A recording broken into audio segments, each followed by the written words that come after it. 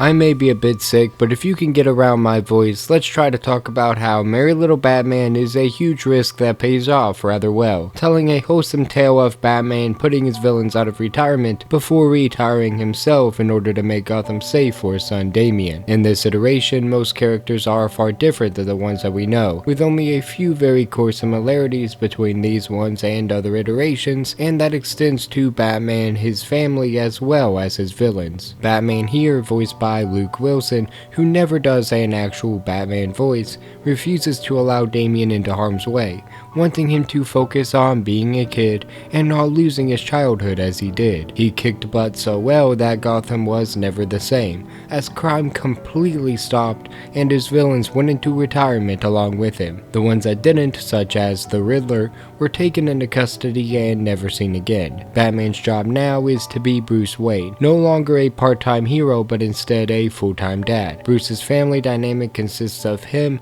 his father figure and mentor Alfred, his son Damian, and their pet cat Selina. Bruce is a lot more expressive, lighthearted, dare I say wholesome, instead of feeling like the Bruce Wayne we know and love. He acts far more like the normal parents that we see in kids media, telling dad jokes, sneaking donuts to avoid Alfred's cooking, you get the idea.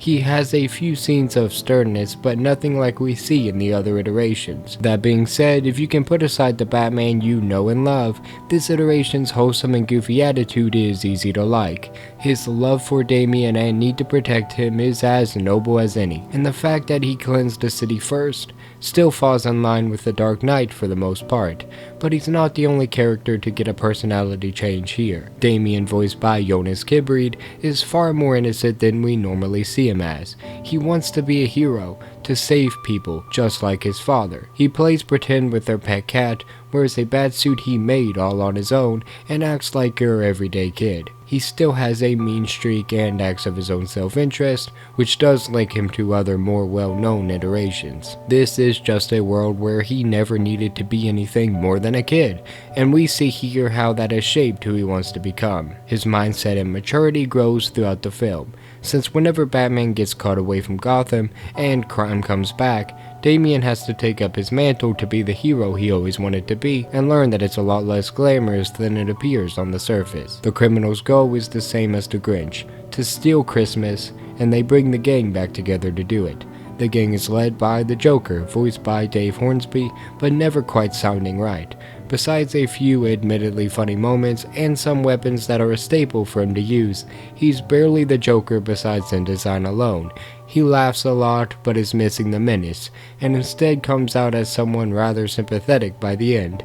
It wasn't a bad portrayal, certainly not the worst, but not one of the best either. Bane has almost no speaking lines and is reduced to a muscle-bound brute at first. Showing some humanity through expressions alone, he acts like a heavy from the finals, raging more than thinking. Besides some expressive moments, there's not much to really say, so moving on. The Penguin was probably the most faithful in both design and personality. He's expertly voiced by Brian George. Using his umbrella as a weapon, he can't get around without a scooter and hides out with penguins in the zoo. They did right by him without a shadow of a doubt. Poison Ivy, voiced well by Therese McLaughlin, her design didn't quite fit her characterization in other media. Due to that, she doesn't have the same seductive abilities as she's known for, and feels nerfed in terms of her manipulation of plants. Plus, they took her red hair away, possibly to show her age, but with her being the only one to have that change, it just feels very out of place. Lastly, we have Mr. Freeze.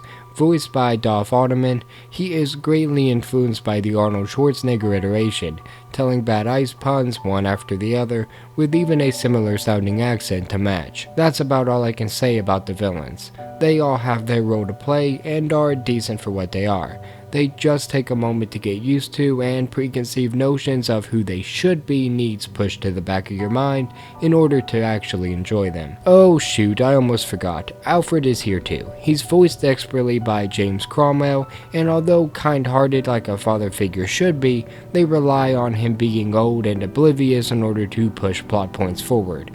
Easy to manipulate, easy to evade, and downright irresponsible at times, it's hard to see him as more than an old family member that's not doing too well, and it hurts his character in the long run. Oh yeah, they race swapped to Vicky Vale too. Just gonna put that in there. The animation is fluid, with a unique style that's hit or miss depending on your taste, but I enjoyed it, as well as the numerous callbacks and references to other Batman media that resides within it.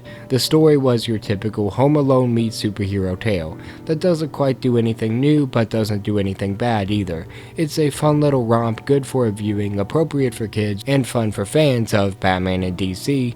Just temper your expectations and go into it knowing that it's pretty average overall at the end of the day. And for more news, reviews, and whatever we choose, stay tuned to Nerdsfeed. Have a great day and Merry Christmas.